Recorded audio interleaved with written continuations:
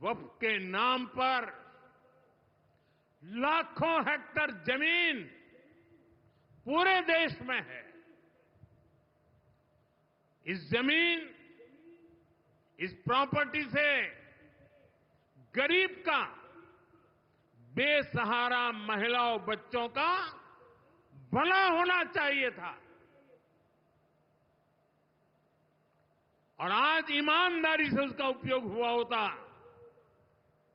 तो मेरे मुसलमान नौजवानों को साइकिल के पंक्चर बना करके जिंदगी नहीं गुजारनी पड़ती। लेकिन इससे मुट्ठी भर भू माफिया का कोई भला हुआ। पसमानदा मुस्लिम इस समाज को कोई फायदा नहीं हुआ। और ये भूमाफिया किसकी जमीन लूट रहे थे? ये दलित की जमीन लूट रहे थे, पिछड़ों की जमीन लूट रहे थे, आदिवासी की जमीन लूट रहे थे, विधवा महिलाओं की संपत्ति लूट रहे थे। सैकड़ों विधवा मुस्लिम महिलाओं ने भारत सरकार को चिट्ठी लिखी, तब जाके कानून की चर्चा आई है। वक्फ कानून में बदलाव के बाद अब ये गरीबों से जो लूटा जा रहा है वो बंद होने वाला है।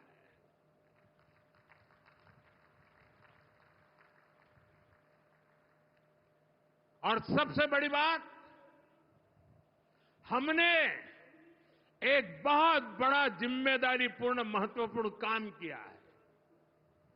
हमने इस वक्फ कानून में एक और प्रावधान किया है।